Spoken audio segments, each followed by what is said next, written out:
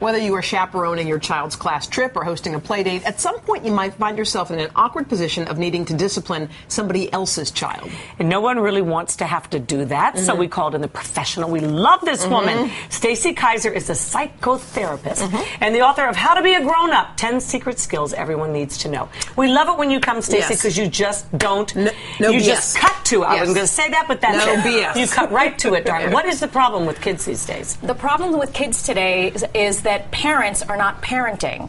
You know, we had that easygoing philosophy because our parents were too strict, and we need to find the center. But if you're on a play date, pretend, and you have your child and someone else's child, are you free to discipline that other kid if that other kid starts getting rambunctious or into trouble? You're talking about the parents still being all parents around. Right. No, it's just if you're on a play date, it's just you. It's one parent and your child and somebody else's kid. Well, I always say if you're the only parent, you're the parent in charge. Okay. So absolutely, especially if there's a safety issue. As a matter of fact, anywhere you go, if there's a safety issue and that kid's at risk or another kid's at risk, you jump in immediately.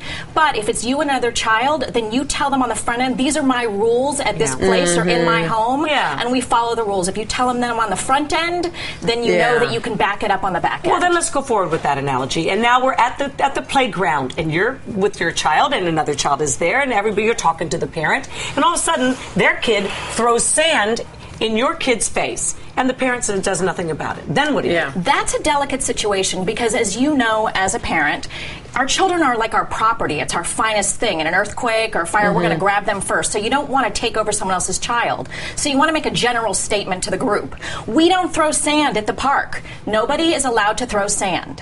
What if then the woman says, that's my child, and you have no right to say that about my child? Well, then you graciously apologize, and then you can pull your child away from the situation and say to them, listen, you're not going to be playing with little Johnny over there because Johnny throws sand. Okay. What if you are on a plane, and this has happened to most all people, the time. A kid behind you is kicking the back of your seat. The parent next to that child is doing absolutely nothing, reading, oblivious, knows it's happening. Knows it's happening, and does nothing. You know, I have to tell you, that actually happened to me on the plane coming here. And of course, me, like everybody else, I want to reach back and grab the kid's foot. So but you can get rule sued number for that. one is you never touch another child, ever, unless there's a safety issue. So I did not do that. But what I always tell people to do is that you support and suggest. So to support and suggest means you would turn back and support the parent and say, I know it's really hard to sit still on a plane, but make a suggestion. But your son is kicking my seat. That's exactly what I did. So you should talk to the parent, not the kid. Absolutely. You always talk to the parent. Can you go to one of the stewards or the flight attendants and ask them to Sure. If you're one of those mediate? people who's a little more passive and you don't feel comfortable, you can call the flight attendant over and say, could you please help me? This little boy is kicking my seat. So a lot of times it's tone, isn't it? It's like you can say something, but say it in a nice way, in a gracious way, as opposed to, you are letting your kid, which is what you want to say. Right? You know, that's part of what I think is really challenging is, you know, other kids can be annoying.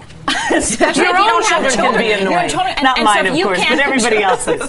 If you can't control another child, it can be irritating. So you have to calm yourself down so that you can find a way to talk to the child or the parent that is effective and will help you. Stacey, thanks so much. Always great advice. We appreciate it.